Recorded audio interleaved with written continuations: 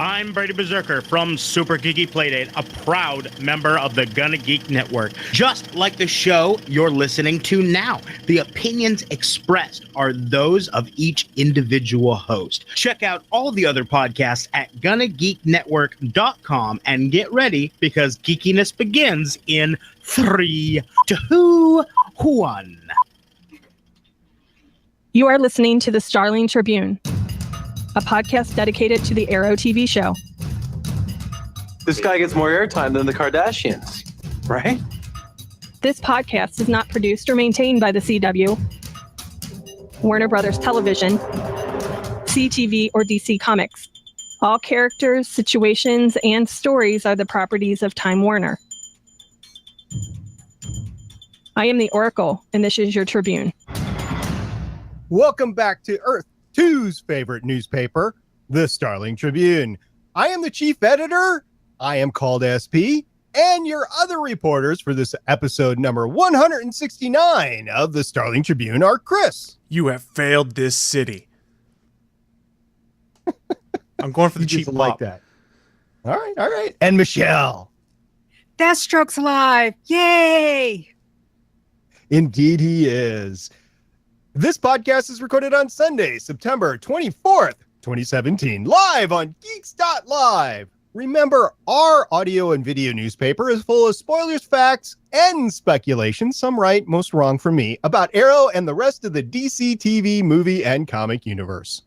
That's right, and this evening we'll be discussing our predictions for Arrow Season 6, as well as news, interviews, articles, and announcements that have dropped in the past couple weeks that could and probably will impact future episodes of shows like Arrow, and of course also The Flash, Supergirl, Legends of Tomorrow, Vixen, Constantine, and possibly Black Lightning when we start getting some news out on that one too. If you're new to the show, thank you for searching us out on the internet and joining us. After the show, you can check out our content at GonnaGeek.com. We can also find other geeky videos, podcasts, and articles. All right, thanks for getting us through the beginning here. And Michelle, why don't you take it from here to discuss the new Arrow season? Okay, so season 5 of Arrow ended in a very dramatic way. You know, Prometheus got everybody to Leanne Yu, and then Oliver and William were on the boat, and Oliver thought he had, Adrian Chase where he needed to, and Adrian's like, hey, you know what? I've done what I need to do. I'm going to kill myself. And then the explosions all go off. And so basically it's a true cliffhanger, as in who's alive, who's dead. And basically we haven't gotten a lot since then. All we do know is, like I said before, Deathstroke's alive, and we know a few of the other characters are alive. If we're going to know right away, well, Mark Guggenheim has teased that it's going to be a slow reveal about who's alive. Season 6 is supposed to start 5 months after the finale, and flashbacks will take us to the minutes right before and right after the finale. Not too sure how I feel about that. But, they have said that the flashbacks will change because the serialized flashbacks that we've had over the past 5 seasons is basically over, because now the flashbacks got Oliver, to that season 1 premiere. And so all that type is going to change. So speaking of Oliver, what we know is that he's alive, which, duh. He is supposed to still be mayor. He's doing the hero thing, and he's a dad. There could be a new suit and a trick arrow. As for that, what else do we think? Chris? I don't think he'll end up dead this season. Or if he does, it won't stick. I think he's going to, and I called it last season, he's going to struggle with being a father. And if Diggle survives, and I'm thinking he does, there'll be some moments where he can talk fatherhood and have Diggle, his brother, kind of push him back on the right path that he needs. SP? Okay, so I predict that as a true dad, he's spending a little less time in the gym, so I don't think we're going to get any salmon ladder scenes this season. Maybe no shirtless scenes, too. I don't know. That's 50-50 this season. Next season, if the kid actually still is alive, and by the kid, I mean William, because let's be honest, the kid is the actual human being here, right? So, yeah, I doubt there's going to be too many shirtless scenes. And I think let's get to the important things here, because he's going to have some sort of relationship because this is a CW show. But I think that he's not indeed going to have a relationship. I think he'll have a few nice moments with women throughout the season, potential suitors, I guess, for the lack of a better term, but none of them will really stick because his attention is going to be on William and saving his city. And I think he's going to have some conflict on how to be a dad and Arrow at the same time. And mayor. I don't necessarily think he's going to continue being mayor, but yes, as we've left season 5, he is still mayor, I think. Should still be. I assume he'll keep the position of Mayor Queen for at least half the season. Wait for the mid-season finale, and that's where you might see it come into play. That's not really half the season, though. That's episode 8, and we have, 21 episodes? So that's not half the season. That's almost a third, a little bit more than a third. Okay, fair enough. Yeah. And he is under investigation. There's an FBI agent, Watson, who's coming along. Maybe they might flirt because for some reason, Ollie likes to get involved with women that interfere with things. Last season was Susan and such. But I want more shirtless scenes. It is a trend, though, on CW shows where the men take off their shirts in the first 2 seasons. Look at Supernatural, look at The Vampire Diaries, look at Arrow. And then as the shows keep getting renewed, the men feel safe and they just keep putting their shirts back on. And I don't like that trend. It's not, again, it's not just an Arrow thing. You can see it across the CW. But here's the thing, guys. We haven't mentioned, if he's dating around, then you don't think he's dating Felicity, SP? Oh, no. She's gone. She's dead. She's over. She's bye. Bye-bye. I think so. Here's the thing, though. If she's dead, there's going to be a riot for the remaining Arrow fans that are there. So they do the producers run the ire of the fan base if that happens. So maybe she survives, but she's off the books, like possibly in a coma. And she's definitely going to be off board for a few episodes, if not half the season or so. I mean, there's ways to cure people, bring people back, that sort of thing. And it'll be something that Oliver will continue to want to do, but he still has to deal with the vigilante. He still has to deal with being mayor. He's got to deal with his son, and he's got to deal with the fact that Lian Yu is no longer there, which I think actually the island will still be there. I don't think he blew up the island and sank it. I don't think it's going to be Atlantis, but it's not going to be the same island, and there's going to be no reason to go back there anymore. So in any event, I think that Felicity is going to be off the books. I think we haven't seen her around the shoots. She hasn't been tweeting set pictures, that sort of thing. So either that or they pulled off a relatively reasonable ruse and she's back. But yeah, I don't think so. I think she's off the show. I thought she was dead at first, but then you start seeing some of the interviews with the writing staff and the production team where they're talking about we need to give Felicity a bit more this season, talking about smoke tech and things like that. So unless it's a swerve, and I don't think it is, Felicity ain't dead. She might get injured. She might get hurt. She's not going to be the one that dies. It's going to be baby mama that dies. Yeah, it's... Here's the thing, jumping a little ahead. Curtis is alive. So I kind of thought if Curtis was dead, Felicity would be alive and such. But yeah, I think we have to realize Felicity's not dead. SP's right. Fans, look, I live tweet this show and I started last season. And when you look at the, other comments, you look at the thread, you look at the fans, there is a huge amount of Felicity fans out there. They're very vocal. And yeah, I think there's more of them than there is of those who are just anti-Felicity. I kind of hope that Felicity is alive, but maybe she is ahead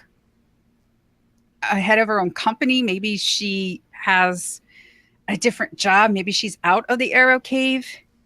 I'm not a big Felicity shipper, but I don't know. Because the Arrow Cave is crowded. It's very It's crowded. even more crowded. Yeah. So if Curtis is alive, now we got 2 tech people, and we had the same problem this season as we did last season with so many tech people.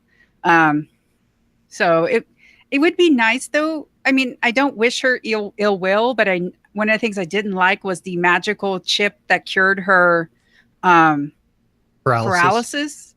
I kind of was hoping for like that Oracle esque storyline to happen. So I gotta have to say she's alive.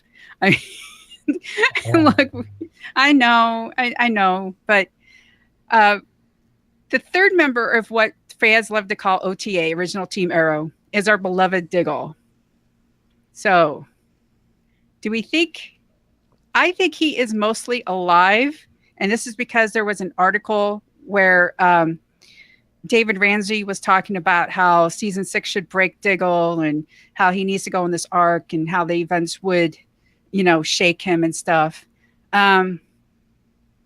So, Chris, do you think he's alive as well? Oh, he's totally alive. They're not going to kill Diggle. People like the interaction between Diggle and Oliver too much. People have come to like the Spartan helmet now that they've actually sort of tweaked it. I mean, they like him as Spartan. Let me rephrase. The helmet's still not that great. But there's no way they're going to kill him, especially when they can play with the dramatic tension between him and his wife and the fact that she's running Argus, but not quite being very honest with him on all things about it. So they can continue to play that fact that they're at a loggerheads sometimes because he doesn't trust her actions. And then you can also play with the fact that he's going out and superheroing and has a kid, just like Oliver. So you can have the brothers moment talking about kids like I've been talking about for almost a year. Well, probably not a year, almost 6 months now.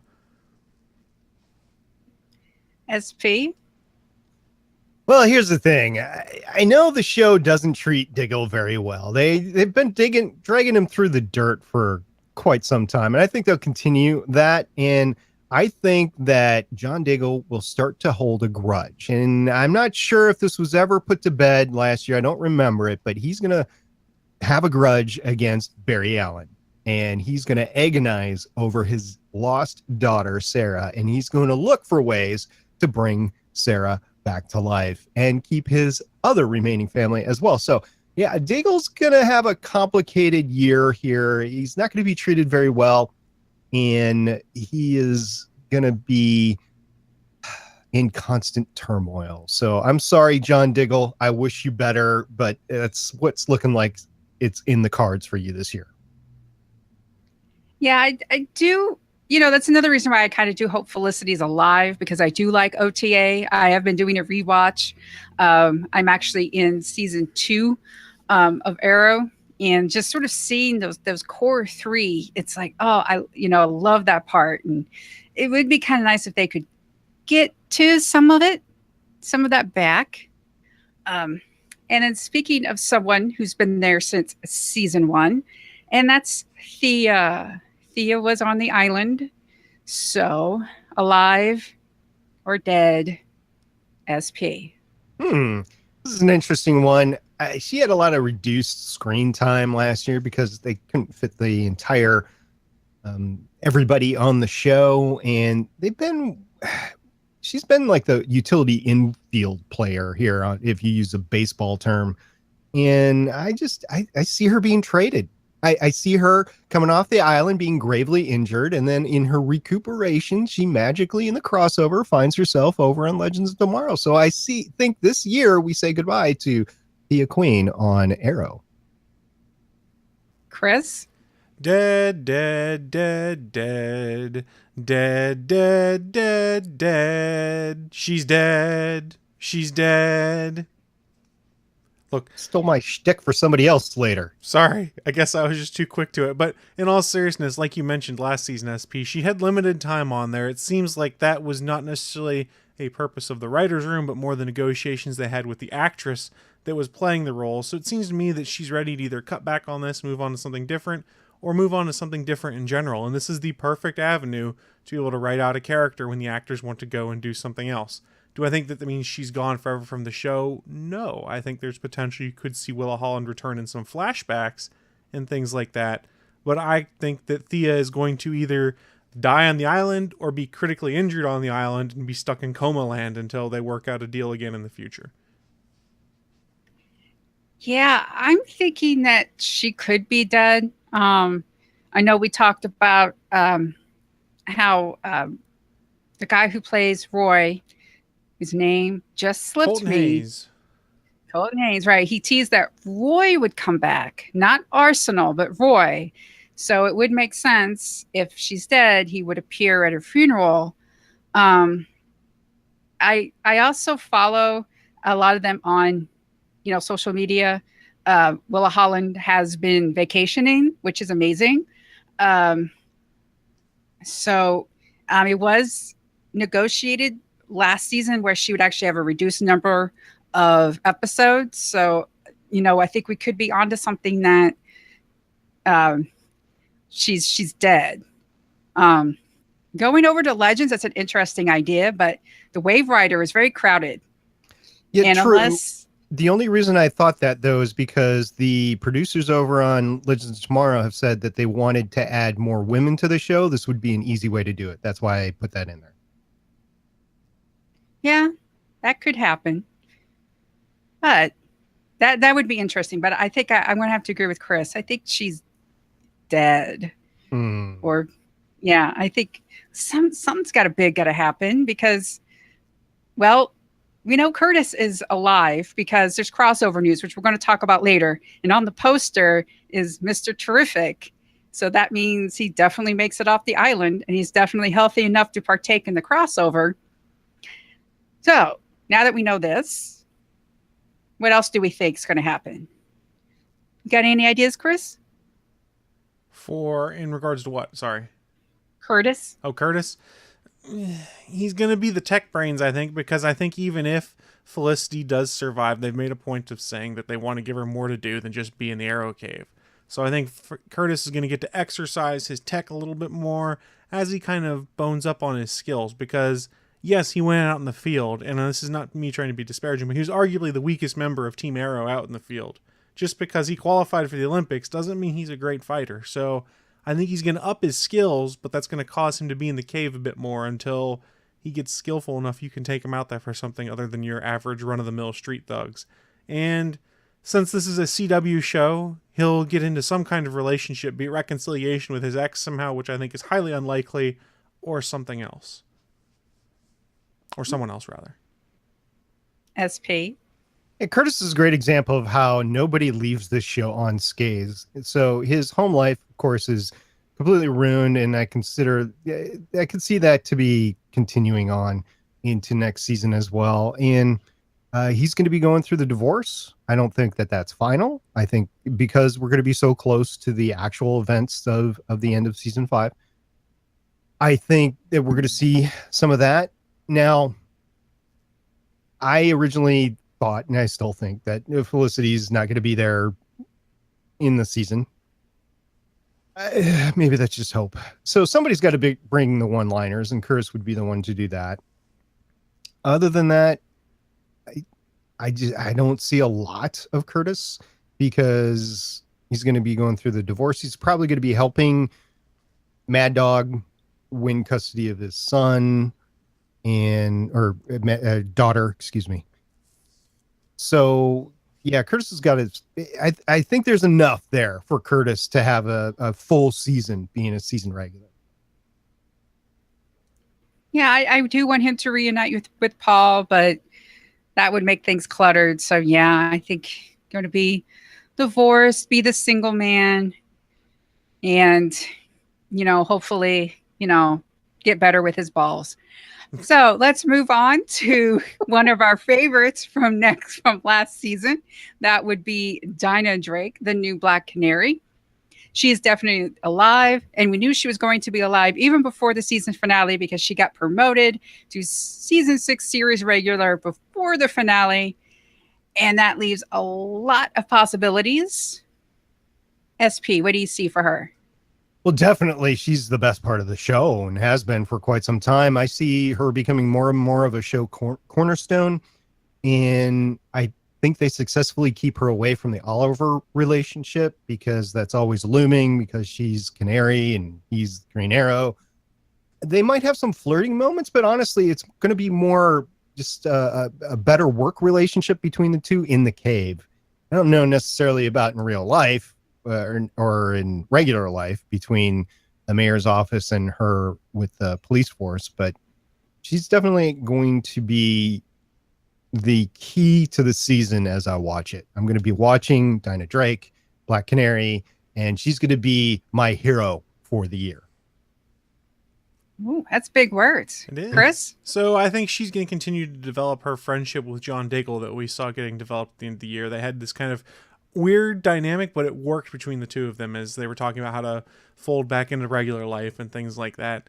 I think that she'll become arguably the most dependable person on Team Arrow to go out there and help Oliver when he's going out and trying to save people, because she's probably got the most level head out of all of the sidekicks that are in the cave right now. And let's see. She'll get promoted further as a detective over in the Star City PD. She'll become one of the higher ups by the end of the season. Not necessarily like Captain Lance was, but she'll be a step down from that basically and be able to be a great informant for them on things that are going on in the streets. Yeah, if you look at footage, she is seen fighting Black Siren a lot, who is Earth 2's Laurel Lance. So we get like meta against meta. That's one thing about Dinah Drake, is that she is actually, a metahuman. And we see her we've seen promotional pictures of her in the outfit. She looks amazing. So I really do think she is going to keep getting stronger. So she is my favorite addition from last season. Another addition was Wild Dog. And we know he's alive. We know he participates in the crossover because he's on the crossover poster. What else do you see for him? Got any ideas, Chris? He's going to be Curtis's roommate.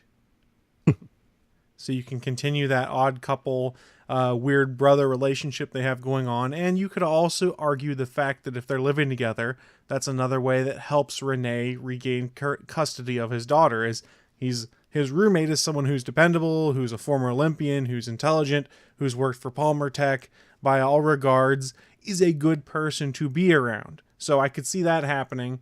And I think that I'm not sure whether he'll stay involved in City Hall or not. I'm kind of on the fence on that one. I think there's a small chance that he loses that gig and picks up something working, I don't know where, but something that would arguably give him more time to spend with his daughter, despite the fact he's still superheroing.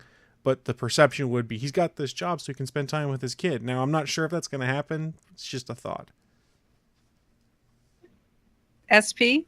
There's plenty to rebuild in Star City, so there's definitely that possibility, although a job outside the mayor's office might actually entail more time away from his daughter. So I'm not so sure about that, but that's a nice thought. I see him as being the full-blown replacement for Quentin Lance this year. He might even jump up to be deputy mayor. It really depends on how things go. He does work hard to maintain a relationship with his daughter.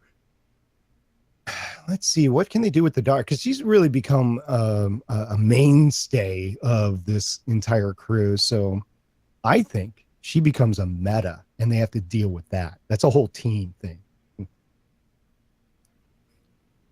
I kind of like the idea of Curtis and Renee being roommates, and then Renee getting his daughter, because there was this 80s sitcom called My Two Dads. Yes. And I would just love to see that being like a little subplot, these great little light moments of Curtis and Renee, being my two dads to Renee's daughter. Oh man, I hope that happens, because that would be funny. Now, SP, you mentioned that you think Renee is going to replace Quentin. Oh yeah. Well then, but Quentin was on the island, so what do you think happened to Quentin? DEAD. Dead. And this is where I was going to sing the song that Chris sang. You can sing it if you want. My throat's a little bit scratchy right now, so I think we'll not do that. But Quentin Lance, I think, has outlived his usefulness on the show. I love the actor, really do, but I think as being the last remaining adult from the beginning of the series. I think he's not long for the island. I think we're gonna see a graveyard scene, and this will be sad because this will be the last remaining original Lance that is moving from Star City. So it's going to be an emotional event. Chris? I wanted to say dead at first. I really did. But remember, they've been taunting and teasing us with the fact that Quentin's going to die and making us think Quentin's going to die for what, like 3 seasons now? And while, yes, I know I said earlier this is the easy way to write people out, I don't think they want to take the easy way if they're going to get rid of this character. So I don't think he's dead yet. I think he dies this season at some point in time in a more dramatic fashion that can have a better arc built around it. Plus, there's the fact they're going to want to play with the fact that Black Siren's hanging around, so let's play more with the fact that she looks like his dead daughter and put him through the ringer again, because if there's one thing I've learned about the writers on this show, they like making Paul Blackthorne act like he's going through the ringer, and seeing as he's method, it's probably going to be pretty brutal for him. Yeah, Paul Blackthorne really makes this character, and I too was like, oh, well, he's just got to be dead, right? But since Black Siren is going to be a big part of season 6, I do think they're going to mess with him that way. For some reason, I think they're going to try to redeem her, and stuff. But it'd be interesting to either A, she kills him, or B, one of the other villains kills Quentin this season, and that's why Black Siren becomes good again. I don't know, but I don't think he dies. I agree with Chris. I don't think he dies on the island, but like we said, this show's getting very crowded, and we got to start trimming some individuals out. You think Black Siren's going to be good again? I don't see it.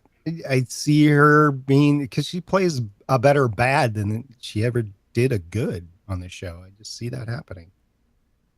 Or maybe she's sort of like a Captain Cold, to where it starts off really bad, but then it's kind of not so bad. The two of them can hook up. That would be a good relationship in between shows. Yeah. Yeah. Okay. Wrong canary. Well, It's better with Sarah. Oh. Yeah. Let's go back to season 1. He's better with Sarah. Yeah, they did have that 2, nice. Yes. Yeah, season 2. They had that moment before he blew himself up. Yeah. Yeah. Oh my goodness. Okay, so now we know someone who's definitely alive and who is a new addition to this season, and that's William Clayton. That is his legal name. That's Oliver's son. And we know he's alive. But now, do we think Mom's alive or dead? She's dead. Dead. SV? Sadly, Anna Hopkins, as much as I love her, she's one of my favorite actors in the sci-fi comic book TV shows. She's completely removed from the show at this point in time. She had a few nice shows, but yeah, I just don't see her being promoted to regular or even semi-regular. So the producers will definitely want Oliver to move on. They'll want him to move on from the baby mama, who they really never had a relationship to begin with. It was almost like a one-night stand, really. Before Oliver left for the island, so it's a lot younger back then too. So more than 10 years ago. Yeah, of course, William is what, 12? So we're talking. So. That sounds about right. 11, 12 years old, yeah. So this will also give Oliver more cause to bond with William, because they're going to need some, because William, he's not known his dad at all, doesn't really, other than playing with toys in his house a couple of times, it's not really had a lot of time with dad. So he's going to need something to bring them together. I think the shared sadness and grieving over Samantha Clayton lost to us will be forefront throughout the relationship on the rest of the time Williams on the show, because I don't think Oliver is going anywhere. As you said earlier, Chris, the show would be over if Oliver left. It's not like Flash, where there's a dozen speedsters and any one of them can bring in. Yeah, and even then, it only looks like Barry's going to be gone for like 3/4 of an episode. Yeah, that's about what Flashpoint lasted last year too, right? Neither here nor there, though. I'll take my side separately. Okay. Yeah, I think she's dead too, because the writers keep saying that they want to explore, Oliver as a father. And the only way to really do that is to kill her. Because otherwise it'd just be like, oh, look, there's William, go off with your mom, or whatever. So I do think that she is unfortunately dead. I too am a fan of Anna Hopkins. I enjoyed her on Defiance. Long live Defiance, rest in peace, Defiance. But another character that we know is going to have to deal with fatherhood is Slade Wilson, Deathstroke. We know he's alive, been promoted. We know he's going to meet his son. That's been part of the news. So what else do we think is going to happen with our beloved Deathstroke? Chris, he's one of your favorites, so I'm going to start with you. He's going to be the best part of the show, and when they inevitably write him out because they can't have him around for the entire season, I'm going to be very sad and be like, oh man, why can't you keep him around? And be tempted to rage quit the show. In all seriousness, though, I think he's going to start down the redemptive path, and probably something to do with his kid is going to cause him to fall off that path, and he'll have to do something terrible to try and save his son's life that puts him at odds with Oliver and the rest of Team Arrow. And at the end, it'll be questionable whether he's actually alive so that they can bring him back for some big milestone later down the line. SP? Yeah, so I think we're going to understand Slade a lot more. We're going to understand his motivations, his past. Definitely going to get in his past with his son. But I think he'll have a perceived betrayal by Oliver sometime in the future, and he'll be forced to side again with the big bad and bring the muscle over there, and then go through the whole dead, maybe not thing that Chris was just alluding to, because you just can't take him off the show forever. But I think you have to push him to the side this season, because this might be the last season for Arrow. So we'll see. All I know is I agree with Chris. It's going to be one of the best parts of the season. I love Manu Bennett. But Manu Bennett is also working on a show called Shannara Chronicles, the Shannara Chronicles. And he's an amazing part of that show too. That's the reason why I watched that show as well. And that has a season 2 that he's on. It's premiering sometime this fall. So unfortunately, he probably won't be there, but I hope they actually end on good terms. I want Slade Wilson and Oliver to come to peace, and then when he goes, he goes off well, and it brings that whole arc together, because they started on the island, and then they had the whole thing that happened in season 2. So it'd just be nice to have that sort of come full circle, and for that relationship to be repaired. So that's my hope. I hope that's the person who really gets the redemption. Because someone I know they're going to want to redeem, and that's Black Siren. They kept saying last season that, that's Laurel. There's probably some good in her. And I'm going, but she's from another Earth. Your Laurel was never inside Black Siren, because Black Siren is a completely different Laurel Lance. So, SP, got any more thoughts about her? Yeah, she worked well as a villain. I said that before.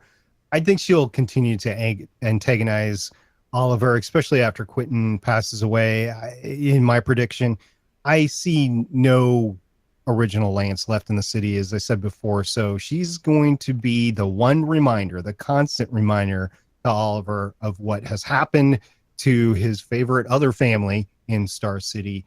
Yeah, Sarah Lance is still around, but she's over on Legends of Tomorrow. So it's not like Sarah's going to drop by for tea and coffee or at Jitters or something with him. It's a long lost acquaintance at this point in time for him with Sarah. So yeah, I just think Laurel's a reminder of that. Black Siren, Laurel. Anyway, they're not going to take Laurel away as Black Siren. She's going to continue to be bad, and she's going to continue to be a thorn in Team Arrow's side. She'll be the bad guy, but she'll be forced to awkwardly team up with Team Arrow for some reason against the big bad. So you'll have this dynamic of, well, the enemy of my enemy is my friend, and that's what you're going to have for a run there for a bit until she inevitably betrays them again. That's what I hope as well. I do hope she has that rogue thing to where she's evil, but then it's like, yeah, maybe not so, but then evil again. Because Katie Cassidy. I don't want a redemption arc for this character. I don't. I want this character to be irredeemable, to be evil, and to not really give a crap about the fact that she's evil and make no apologies for it. Oh, that would be great. I love just a villain who likes to be a villain, and especially if it's a woman, because there's just, you don't see that a lot, even in television. So it would be just nice for her to just want to cause trouble just to cause trouble. I think that's where we're at. She wants to antagonize. This is a whole new playground for her, right? So this is like on the other side of the train tracks, and she just wants to go over there, raise some razzle, and go back home from time to time. So speaking of other thorns in Team Arrow's side, we have an FBI agent, Samantha Watson, who's supposed to investigate Ollie. Do we think she's going to have a big impact this season, or is she just kind of like the Susan Williams of season 6? I said a bang, bang, a bangity bang. They're going to hook up. Yeah, maybe not. I do see this as kind of a Susan relationship, just brought in to be that real life antagonist to Oliver and Mayor Queen, or whatever he becomes. So yeah, I think that there's not much more to it than that. She'll be gone by, I don't know, episode 12. I forget how long Susan lasted last year, but it wasn't more than halfway into the season. So a villain who is supposed to be this season is Ricardo Diaz, Richard Dragon. How big of a villain do we think he's going to be? SP? He's going to be pretty big. You don't cast Kirk and not use him. He's going to be a huge player in this whole thing. And we're gonna see Kirk's acting chops come out. Regardless how big or small part they give him, he's gonna be awesome on screen. So just watch for him, because every scene he's gonna be in, he's gonna just tear your hearts out one way or the other. So enjoy him while he's on the show, because actors like him don't come around very often. I don't know enough. I don't have enough of a theory other than to say that he's going to be involved, and I could see him somehow being allied with Michael Emerson's villain character that we haven't gotten to yet. But other than that, I don't have any great theories for the villain side. All I know is that I hope he is a bigger presence than Tobias Church.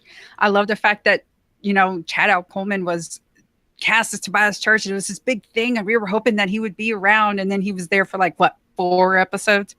So I really hope that, when you do have someone like Kirk Acevedo cast, you do hope that he's around a long time.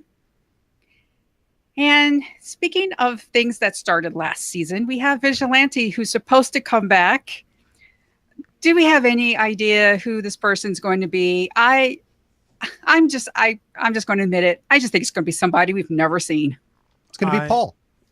That's an interesting theory. I like that one, but I think it's going to be someone we've never seen before. That way they can just throw a swerve out there and potentially use some smart writing to say, hey, remember this character we introduced 2 or 3 seasons ago on the side? Yeah, it's actually him. But you only saw him on screen briefly. Previously on Battlestar Galactica. One of those. Right. Like, who? What? No, you can't slip this one in. We've never seen this character before yet.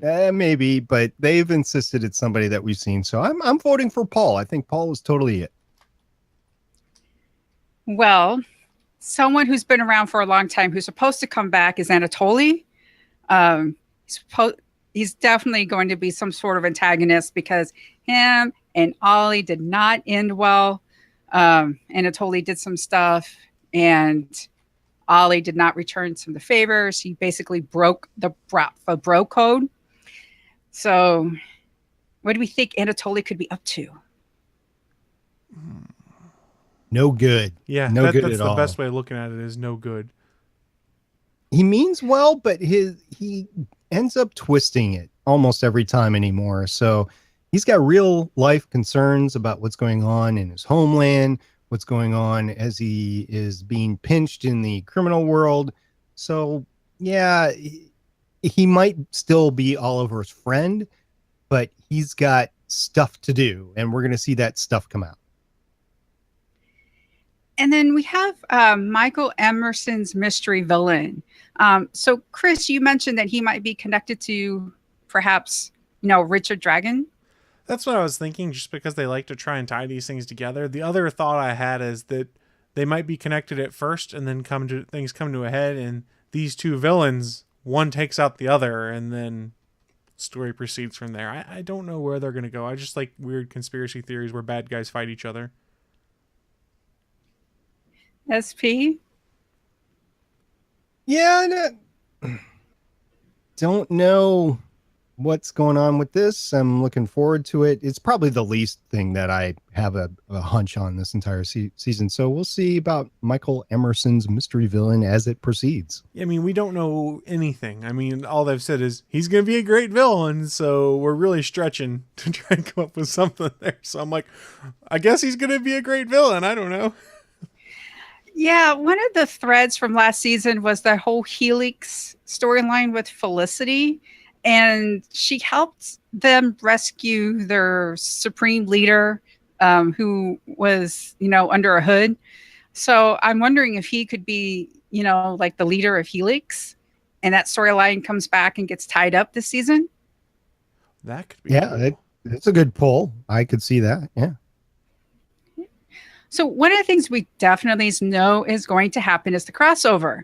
And I was going to have a section of what do we think the crossover could be?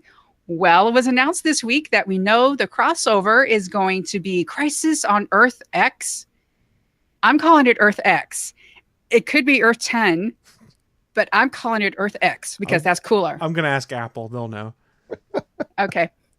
Are you going to have the courage to ask Apple? I love it. Shots fired. So according to the news articles, this year's crossover will find all the heroes in town to celebrate Barry and Iris's wedding. So spoiler alert, Barry and Iris are getting married. When villains from Earth X crash their festivities with a deadly agenda. There was this great cover done, and those Earth X villains in that cover are the evil doppelgangers from the Arrowverse's beloved heroes, who in DC Comics history are from a parallel world in which Germany won World War II, because that storyline has never been done. Okay, beyond that, though, the cover contains a plethora of other clues that reveal some surprising facts about the crossover and pose questions that are sure to be answered only when the events air in November. So this poster, it's a really cool poster. This is, this revealed that Curtis is definitely alive and still being Mr. Terrific. And then a character called the Ray, who's being played by Russell Tovey. I've seen him in a few things, and he's a good actor. He's going to be in the crossover. He's also the voice of the CW Siege show, which is Freedom Fighters The Ray. So this is a character that they're going to introduce in the live action TV and then switch over into the CW Seed, which is different than Vixen. So now that we know exactly what the crossover is going to be, what do we think? Well, first of all, I don't think you're talking about an Arrowverse crossover. I think you're talking about a Arrowverse / Man in the High Castle crossover because, well, Germany won World War II over there. So I think it's going to be a bigger crossover than we ever thought. In the meantime, I hope that this is not a prediction. It's just my hope that we get more than 2 good episodes in the crossover this year, and we get all 4 firing on all cylinders, and all the characters are more than plenty represented, because this is their key. I think they have to glob onto it. This is the thing that everybody's going to be watching every show for And after that, people are going to go back to their own shows. So this is where you make your headway in terms of audience growth or even saving series like Arrow. I think they also cross over with the Wolfenstein game, so we get BJ Blazkowicz involved. No. In all seriousness, I agree with SP. They've got to make this come and fire out on all cylinders, because this is how you get people to watch some of the other shows they're not normally watching. Like, for instance, my dad watches Arrow and watches Flash, doesn't watch Supergirl, and he's like, well, I guess I better watch Supergirl last year for the crossover, and felt like he got ripped off and was annoyed by it, and I don't blame him. So they need to make it a true 4-part crossover, not tack 5 minutes onto the first show that starts things off. Make it so that everything is crossed over. Make it this major event that you've got to watch. If you miss one of these shows, you're missing something. It needs to basically be like a mini movie or a mini series for these shows. They have to pull it off. It has to be great. And I think they can do it. They know they've had plenty of time to write it. They know the complaints that we had last season with, really, this is going to be the Supergirl tie-in is less than 5 minutes of stuff. They've got to pull it off, and they know that the fans weren't exactly happy with some of it. Yeah, two things worked against them last year. First, they didn't realize Supergirl was going to be part of the CW until late, and they decided to put the crossover with Arrow's 100th episode, and that sort of interfered. But they have had time, and they have promised that this is supposed to be more like a true miniseries and more like a 4-hour movie than actual like 4 disjointed episodes that seem to have the same thing going through it. So I do have higher hopes for this. I bet it's going to be fun, and that's what it is. I just hope it's fun and everybody, like SP said, has a good interaction, and it's just something that is meaningful, and we see everybody get new team ups. But then at the end, it's like we have Barry and Iris married probably at the end. And, we just have everybody realizing that they had a good time and they're stronger teams and they're stronger characters as they move forward through the rest of the season. That's my hope. Makes sense to me. Yep. And they get to play with relationships a lot with this, because then it'll be like, I've got to go to a wedding. They're getting married. What am I doing with my life? Oh, no. So you'll get your CW melodrama that you need as well. You're so right. One of the things that the crossover brings is ratings. And one of the things that we do talk about when we talk about Arrow are ratings. So I just want your thoughts about, it's been made clear that this is called the Arrowverse, and made clear to us at least. Yeah. Yeah, it's been made clear that it's called the Arrowverse. Arrow last year did not have the best ratings, and we were surprised it got renewed. So I'm wondering, has Arrow achieved supernatural status and will just be renewed as long as the same million people turn in week after week to watch it? Because again, what would the Arrowverse be called without Arrow? And, it's up against some stiff competition. The CW knows it's not going to win. It's up against Scandal, Will and Grace, the Orville, and during the first part, it's going to be up against football, I think, on CBS. So then Big Bang Theory in the back half of the year, then you've got to deal with CBS comedies. So it's a tough lineup. Yeah. Well, I don't think the Orville is going to be an issue, because I think it's going to be canceled. I think you might be wrong after watching the first few episodes. Yeah, well, we'll see. If I am wrong, that's great, and I'll have something to watch in 3 years. But I think it's going to be wrong. Will and Grace is going to have this carryover audience from before, right? Scandal has got a pretty decent audience, and you're right, Chris. You've got Big Bang Theory coming on eventually as well. So Arrow's not going to have a good year in comparison. A lot of people, and here's the one thing that can save it. Chris, you brought it up before and often. The CW app, first of all, not everybody gets the CW on their cable package or TV. But second of all, the app, people can access it for free whenever, wherever they are. And I think that if there's going to be a saving grace, that's going to be it. But the ratings are going to be dismal. And if they're going to throw away a show that's not going to win against those other shows, then why don't you give something that people are going to watch later on the app? You're still going to get some business from it through the ads because you can't fast forward the ads on the app. So you're still going to make some money off of it, but you're just not going to make TV mega ad money off of it. So I don't know if that's going to be enough to renew it or not. I would hope so if it's good, but if it's not good, kill it and move on. Give us something better. So I know I've mentioned it before, the app and people buying the episode later or streaming it via Hulu, things like that. I don't think that the ratings are as huge as they, let me rephrase. I don't think the ratings need to be huge for this to be considered a success going to Thursday. I think despite the fact that the TV ratings have dropped, there's something that gave the CW confidence to keep doing it, be it the ratings coming through on the app, seeing how many people are going and watching it, the social media buzz associated with it, or a variety of other things. Remember, the Arrow ratings, while they aren't good for network television, they're pretty good for CW television. Not at sub 1, though. They've carried stuff that had like 0.3s that they gave 2 or 3 seasons on that network, though. Yeah, because here's the thing, though. It's paired with Supernatural.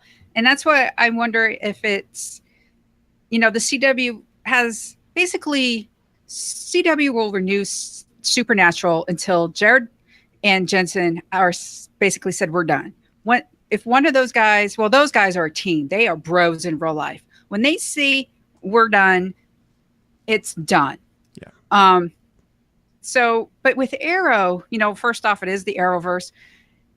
And one reason why I'm concerned is Greg Berlanti, they have Black Lightning coming on. Riverdale is a huge success. They've announced that they want to do a spinoff of Riverdale with Sabrina, the Teenage Witch, on CW. And it's like, where are they going to fit these things? Are they just going to, things going to be in the summer? Are these things going to be half seasons? Will they make Arrow a shorter season? Legends is already a shorter season. They could make Arrow a shorter season because they don't need to please Berlanti with Arrow right now because they've said yes to other Berlanti things to where even if they canceled Arrow, he would still be kind of happy. So I don't think Arrow's in danger of cancellation. I think the show is going to go on until Stephen Amell doesn't sign a new deal. Because, let's be honest, the deal originally we thought was for 5 seasons. Supposedly there's rumor he signed on for another 2. I don't know all the Hollywood drama on that. I'm sure we could dig into it and find more. But much like Supernatural, like you mentioned, when Jared and Jensen say they're done, it's done. I think you're going to see the same case here with Arrow. So the real question is, when does Stephen Amell decide he wants to move on to doing something else? He loves the fans. He loves the show by all accounts. But he's an actor. You probably get bored with doing the same kind of thing for 5 seasons. While a steady paycheck is great, sometimes it's fun to go and try something different. So I would not be shocked if he moved on to something else, or if you see after this season a few of the CW superhero shows moving from being 23 episodes a season to 13 episode seasons. So then you can literally just run small little pods of shows. So the first half of the year we have Flash and Arrow. The second half of the year we have Legends of Tomorrow and something else. Or maybe you stagger them so there's a little bit of crossover to the crossover. I think you could start seeing a shift to a shorter episode count, and I don't think that's a bad thing if they did that for these superhero shows. I think you get a lot less of the filler episodes.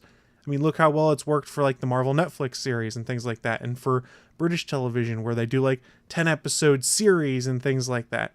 You don't have to stretch things out as much, and I think that could be something that actually helps all these shows out if they went that route. That's a good point. So do we have any final thoughts? Next season, what's going on? SP, do you have any? I really hope that the fights choreography gets back to the season 1, season 2 level, because I think it's definitely taken a step back. And whether that's because they brought in new actors that don't know how to do the choreography as well, or because they just haven't had enough money or time to put it together, I think we need to get back to that in order to bring Arrow back to the greatness that it was. And I just hope that it's a level up. It doesn't have to necessarily go all the way back to where it was, but it needs to be a level up for where it's been. And because that's Arrow, it's the fight choreography. And I'm looking forward to seeing what it is. I'm very grateful that we have a season 6 of Arrow. A lot of the shows that I've watched in the past haven't made it to 6 seasons. Very few actually have made it beyond 5.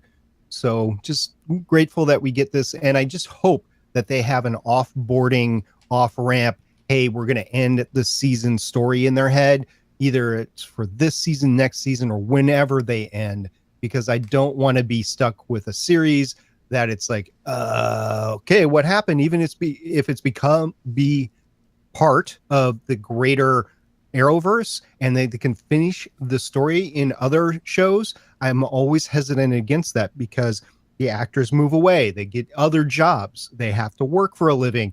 So it's not always the case where they can bring them back and tie off those loose ends appropriately. So you'd always be wondering, I wonder what's going on. So I just hope whenever the show ends that they bring it all together. And I think we're at that stage where we got to talk about the end of Arrow. And is it going to be this year or is it going to be 5 years from now? I don't know. I just hope that they tell their story appropriately. Chris? So I think that this last season was kind of their come to Jesus moment, for lack of a better term, where they saw the ratings dropped. They saw that some of the plans they made didn't quite pan out well. Like we all ripped on the gun control episode because it came across a little heavy-handed, especially in a show where a character kills someone left and right. The problem is they're going to do it again this season. And I don't know what the repercussions will be. Because remember, Arrow's doing a Black Lives Matter episode. And I'm not sure Arrow's the best show to be doing that. But that's neither here nor there. We won't get into the political commentary on it until it actually happens. But I think they've realized, based off of some of the things that happened last season, like I mentioned, ratings dipped. There was a lot of fan outrage. The social media responses weren't as positive they had been. This is the season they need to try and turn things around. We saw it at the end of last season. They brought in a fan favorite like Manu Bennett as Slade Wilson again after it seemed like he would never be on the show again. We'd all lamented the fact that, man, it seems like that relationship is broken, but they mended it. They brought back a great character. They're going to bring him back for part of this season. I think they're going to have to, this sounds terrible, almost give the fans what they want to an extent, kind of give them the things that say, hey, remember why you loved our show? Here's some of those things that you really love. Not necessarily pandering, but kind of reminders of, here's the things we can do when everything is firing on all cylinders. If they don't pull it off this season, then I think you start to talk about shortened season 7, potential cancellation, even though I don't think that's really in the cards, like I said, until Stephen Amell says he's done. But this is the season. They need to turn it around. They need to show that, hey, we've learned our lessons based off of what it is you guys didn't like. And, I think it's also true for Flash also, which we're not talking about right now, but there's a lot of lessons learned from last season they can take for some of these shows going forward. Yeah, I hope for a tighter season. They say that it's planned. It better be better fights and just a good villain. Last season's villain was great, so I'm hoping that these villains, push the team and make them better. And we're not quite done with predictions. On our next episode, we are going to go over our predictions for Flash Season 4 and Supergirl Season 3. And remember that the Starling Tribune is a member of the Gonna Geek Network, and we have a lot of other podcasts. Chris, why don't you highlight one for us? So each week we try to remind you guys or highlight one specific episode of the network to point you towards. It's tough to do. We've got 23 plus shows on the network, but this week, because it's a pretty popular thing, guys, Game of Thrones just wrapped up. I don't watch it, but I know a lot of people watch Game of Thrones and they love it. They're bummed about the fact they've got to wait a year. Well, if you're a fan of Game of Thrones, we encourage you to go check out Tyrion's Landing over on GonnaGeek.com. Episode 127 is their Season 7 wrap-up. And in that episode, Jeannie, Nikki, and Rachel are talking about Season 7 in its entirety. Who lives, who dies, who tells their story. Oh, that's right, George R.R. Martin. So yeah, I'm assuming a lot of people are going to die. Even though I don't watch the show, South Park taught me that lots of people die in Game of Thrones. So we really encourage you guys to go check that out over at GonnaGeek.com. But looking at the time, it is time for us to start wrapping things up. So a big thank you to everyone who did participate in the live show on Twitch and Mixer and and YouTube and a few other places we broadcast everywhere. And also a big thank you to everyone who downloads the podcast from our RSS feed or watches the episode later on YouTube. Don't forget, you can find us anywhere on the internet. Replay us on YouTube, Spreaker, download the show. We're everywhere. Consume the Starling Tribune. It's good times. And remember, you can always catch us live as we record at www.geeks.live at 6 p.m. Eastern, 3 p.m. Pacific on Sundays. Also, you can always find our past shows and check out all the great information on the Gonna Geek Network, which can be found at GonnaGeekNetwork.com. We would love to hear from you. We are the Starling Tribune on Facebook and Instagram, at Starling Tribune on Twitter, and you can call us at 612-888-CAVE. That's 612-888-2283. Well, that's another great episode, guys, and that wraps it up for another week. Any last words before we sign off? At Stargate Pioneer. No Elicity season 6. At the Chris Farrell. Hashtag dead, dead, dead, dead. And I am at Michelle Ely, signing off with hashtag we need more shirtless Ollie. Oracle, I think we're done here. This was the Starling Tribune.